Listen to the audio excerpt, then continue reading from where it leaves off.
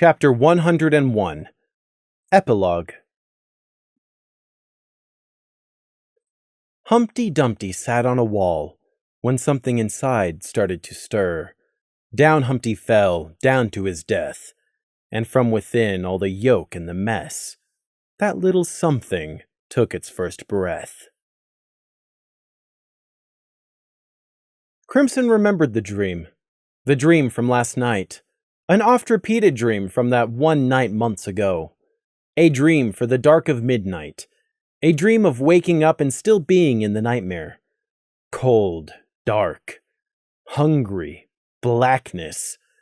The ribbon was burning cold on his ear, tied where a little lamb had once worn it, not in his mane where he had left it. So very, very searingly cold. It burned through his fur, blistered his skin. The darkness was cold and thick, as firm as tar. Crimson lay prone in a bed, unable to move, as that deeper darkness dripped down the ceiling, crawled sideways along the walls, flowed up out of the floorboards, and all coalesced into the furthest corner of the room. His night vision couldn't pierce this darkness, couldn't let him see, couldn't let him move. It was hungry, so infinitely hungry. The gnawing of a lamprey-toothed hole inside your stomach, which left you empty no matter how much you consumed. Wait. The sensation of being crushed all the time from all sides. There was no space on the other side of the curtain. There was only where you ended, and where the next pressing, hungry mouth began. No space to bite, your teeth already locked onto the next thing just as its teeth were locked onto you. Bite as it bites you. Flesh that wasn't flesh stitched together in a web of straining threads. To squirm, you had to squirm pressed up alongside everything else. No space. When one thread jerked, 100 others followed, and then 1,000 more, and then all in one never-ending violent ripple. No light, no sound, no space. Just crushing hunger. Yours, theirs, and together's. Hungry. It was hard, so very hard to remain separate, to retain that sliver of what made you an individual, to not be crushed under the weight of it. Hunger did not begin. Hunger did not end. You were merely one tooth in an endless cycle of teeth. Prey was sitting in the corner of bleeding darkness, a rip in the black behind him to something beyond. Prey was sitting there, a doll, a lamb, and telling Crimson about all of this, about what it felt like on the other side, about the hunger, about the darkness, about what had happened to him. No heaven, no hell for me, just the other things. I'm stitched into my place on the other side. Long threads of shadow trailed out of the seams in Prey's joints, half lamb, half doll, and led back into the black. The threads were jerking erratically as things somewhere on the other side tugged on them. It is cold. I don't have a body or nerves, though. I'm cloth and straw. I don't get cold, but it is still so cold. And I'm always hungry. So hungry. Always so very hungry. The doll stood on patchwork legs, then padded towards the bed, a marionette moving along on shadowy strings. Button eyes stared at Crimson, laying paralyzed on the bed. Prey's stuffed leg reached out, wanting the ribbon back, to solidify his place here in the real world. A connection. One side here, one on the other. I want to stay here. I want to stay with you. I'm stitched in over there, but I can come back here to you. I will always find my way back to you. To the ribbon. It will always find its way back to you. Crimson didn't move. He was still frozen on the bed, but the room twisted, the distance out of the corner of his eye stretching and then snapping closed. And now the doll, Prey, it was Prey, a damned version of Prey, had the ribbon. His final gift to Crimson. Now he had reclaimed it. Prey. The frozen words escaped his numbed lips, and like a lifted spell, suddenly he could move again. Except this was just the redreamt dream from that first night. and now Crimson knew how it was going to end. Because back then, the first time, he had been sitting, not laying frozen on the bed in the dark. Longing, grief, a hope that was impossible to realize. Crimson had spread his forelegs wide, his wings reaching out. "You've come back to me, Prey. Please, don't leave again. Let me hold you here and make you stay." His wings arched to encircle Prey. His forelegs shook, desperate to hug Prey for the first time ever. Because Prey was gone, and this doll had come back. And in anguish, he knew it was impossible, that he was only in a dream. Fear of the shadows, fear of the hunger and the cold and the dark, fear of the things he couldn't see but could feel pressing in close. Yes, Prey was back, and it was an impossible dream. A hug? The unliving stitched mouth had begun to twitch, thread riving. I never gave you a hug. But you want a hug now? And then the doll's mouth had ripped open, strings stretching between punctured lips. Darkness was all that gaped inside the wide, wide smile. False flesh! Just an echo of touch. No runes now. No touch left. So petty. I was so petty. Don't touch me, I said, when it wasn't even real flesh to touch. The smile split past the cheeks, cracked open along the seams, all the way across the head. But there was nothing inside. No stuffing, no straw, not even hollowness. Just brimming, humming blackness. The doll's cloth forelegs spread invitingly, its body remaining standing, suspended on black strings that vanished into the air above. The darkness of nothing roiled. Come then, it said, and smiled wider still. The clack of Cloudsteel shod hooves coming to attention snapped Crimson out of his daydream. He was at his post, on one of the palace's side doors. The fresh moon was just beginning to rise into the budding night. The Thestral in Night Guard armor matching his own gave him the needed salute. "Anything to report?" his replacement asked. "Nothing," Crimson answered him. His shift was over. The other Thestral moved to take his spot. "Good. Dismissed then." Crimson let the last traces of the dream drift from his mind and began striding for the locker room. Night was here, the palace was quiet, and his shift was over. He served Luna, not her sister Celestia. That was his job. That was the only reason he was still here. 4 months. 4 months, come and gone. 4 months, and he was still reliving the same dream. His wing had healed. His wounds had closed, and then, in the darkness of night, he had had that dream. That first night, of the first time. And now, he remembered and dreamed it all over again. The night air was warm. He entered the night guard section and slipped into the locker room, moving without having to think. He nodded to the 3 Thestrals and 1 root-covered pony inside, 2 removing their armor, and 2 putting theirs on instead. Lily had finally brought herself up to enough strength for light duty, and in keeping with Nighthawk's promise, had been allowed back in.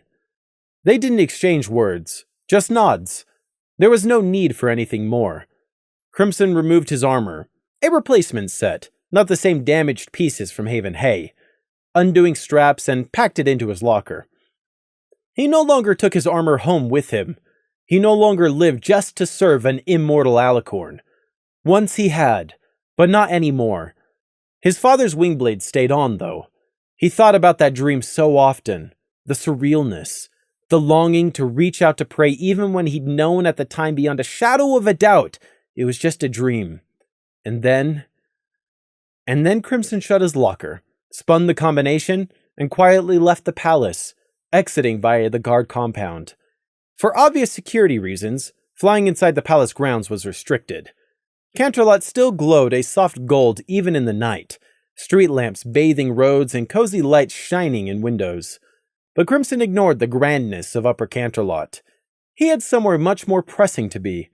He trotted off into the dark streets without fear. Now free of his helmet, the silk of Prey's ribbon fluttered in the night air where it bound back his braided mane. Ponies had commented, questioned, even outright laughed. They had all been ignored. At the base of his tufted ear sat the small stud of Clan Childara, Crimson's new adopted clan. Gloom's old clan stud, from when he was officially accepted into Childara. There were only 2 Thestral clans left now, not that anyone else knew it. Prey's old ribbon, and Gloom's old clan earring.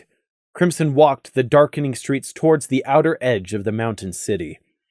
The vast open night sky beckoned, the plunging drop off the mountainside stretching before him. His wings spread, feathers perfectly twitching to catch the tiniest of breezes, and he stepped off the edge. Crimson glided. His wings did not beat. He just glided off from Canterlot's edge. The night-lit world spread beneath him, so very far beneath him. His launch point so very high up.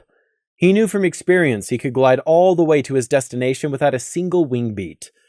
Smooth air flowed over Crimson's wings. The freedom of every possible direction surrounded him. Alone and free, with no one and nothing to see or touch him up here. This night sky was his. His body had healed completely from Haven Hay, scarred nastily, but appearance didn't matter.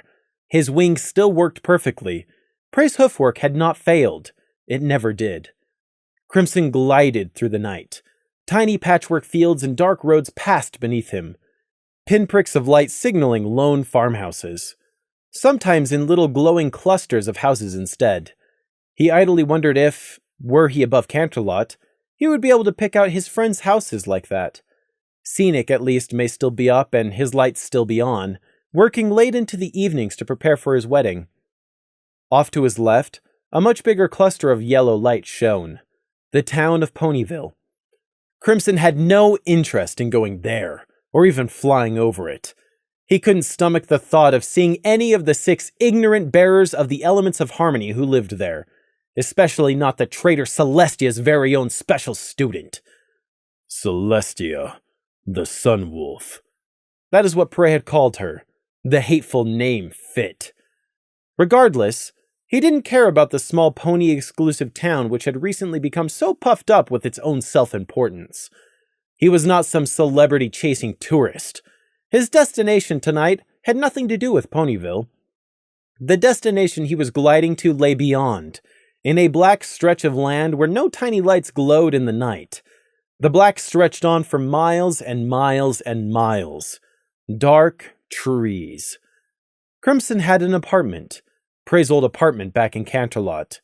He no longer cared to remain in the Gold Capital when he didn't have to. So 2 months ago, in longing, he had searched for an alternative.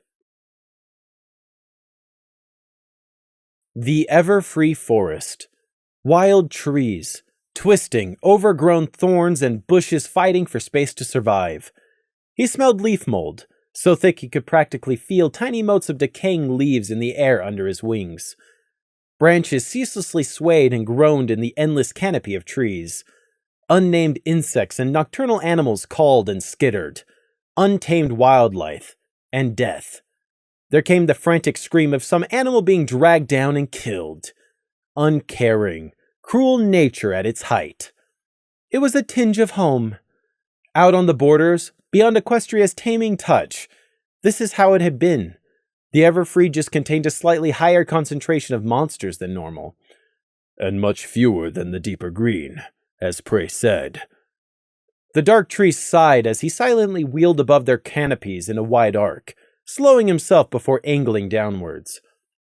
He was here, at an almost clearing, or grove. A tangle of 3 gnarled roots stood at its center, so interwoven that they were as one life. Not a wolfing wood clearing. Never a wolfing wood. Not large enough, not twisted enough, not dark enough. And a wolfing wood would never deign to bear the treehouse cabin suspended in its branches like this one did. Yet even so, animals didn't come close. No squirrels ever clambered up these gnarled trunks, and no birds ever roosted in these reaching branches. The other dark, knotted trees of the Everfree leaned away and seemed to hold their breath at the grove's edge, far more silent than they should be in the wind. Because there was still something off-putting there. It was that hindbrain instinct, deep in your bones, which whispered you weren't supposed to be here. It was the warning that the average pony was too blinded to recognize any longer. This log treehouse was Crimson's. He knew it was exactly where it belonged.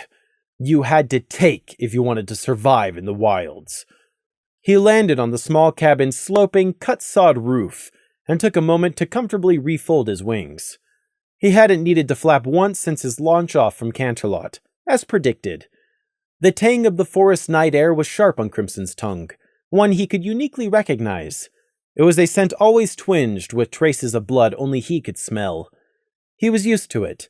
He had built this cabin one log at a time by hoof. It was his secret retreat when he wanted a break from even Carton Juice's well-meaning presence. His nest, where he hoped nobody would find him. There was a zebra living in these trees somewhere, of all people. She had been poking around seemingly trying to find this place. She wasn't going to succeed. Or if she did, he'd warn her off then.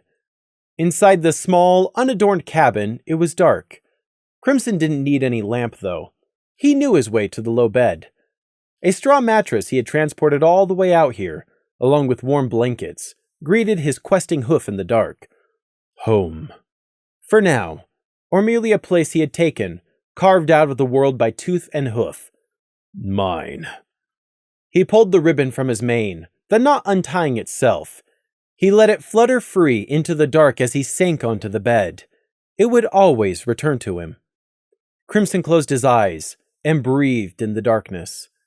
He smelled the scents of the forest outside, of seasoned and cut wood from the cabin, the straw in his mattress, and the faintly musty feather down in his pillow. The night was not quiet, as the night is never quiet in a forest, but here, in his small cabin, it was still. Crimson breathed out, his muscles relaxed, his heart calmed. Without warning, a soft weight settled onto his back out of the dark. A smile of ripped thread and torn cloth. A smile dripping blackness. Crimson had seen the smile. What no one remembered, because they had all forgotten him, was that Prey had smiled all the time. He had so many different smiles. They'd been false, fake, merely crafted masks. One Prey had worn to trick, to deceive, to hide what he was really feeling. Crimson had seen Prey wear so many different smiles. But he'd also learned Prey's smiles, and learned how to recognize the few tremulous, brittle, but real ones. Crimson knew what Prey's real smile looked like. The black smile of the doll that is Prey had held no malice, and Crimson had not been afraid. Crimson's heart soared. He smiled and didn't open his eyes. On his back, the soft, warm weight of a doll, of a lamb, kneaded him as Prey settled down for the night. A Pegasus did not sleep on their back, not with wings. Those folded wings now shifted up to help nestle the runt figure into place. Prey let out a soft sigh as he laid his head down, Crimson feeling the pressure of a small chin and the warmth of two drooping ears as they rested on his back. He didn't shift to try and look, not when they had both just settled down. He didn't need to see to know the ribbon was now tied behind Prey's ear, where it belonged. What allowed Prey to manifest here. One side here, one on the other. A tiny huff of contented breath tickled Crimson's fur as his blood brother tucked himself in. Crimson hadn't been dreaming that night. He hadn't believed it, hadn't been able to hope it was anything more than the long haunting of a waking dream. But it had been real. A pincushion, a contingency plan that had never been Prey's own, squirming free of hunger to wake in the dark under the mountain weeks later. Hunger. It was always there, always pulling on Prey and trying to drag him back. The threads and strings he was tangled in, couldn't escape, couldn't properly explain to Crimson, couldn't explain why he could not always manifest here, why he didn't have a real body, why he could only be stitch and cloth that was also sometimes flesh. Time, space, it didn't work the same on the other side. And there was the hunger that Prey had to fight off every sliver of every single second. He was always hungry, but it intensified the longer he managed to stay here on this side, in the real world. It was an endless emptiness which couldn't be filled. and to one that Prey would always eventually crumble. Then Prey would vanish, stitched back into the other side, until he could recover and claw his way back out. But the ribbon, and likewise Prey, would always find their way back. Crimson didn't care about any of that. Prey was back, and that was enough. A last hope rekindled, a secret kept. It swept Crimson with joy so fervent he felt as if his bones might melt when he finally understood that it was real and not a dream. Prey was finally free of Luna's leash, and safe from the wolf, Celestia, who had thought him erased. Freed from his own runes, too, a price to be sure, but now also free to hug and rest in the peace of blessed silence, and with no longer the danger of shattering the other. Contentment, peace, closeness Crimson had never known his heart was yearning after for so long. His friend, a brother, acceptance. "Good night, Prey," he hummed, a reverberation carried through his chest. Night watch over you, Crimson, Prey murmured, snuggling himself further in. Bittersweet, love, and true friendship. True end.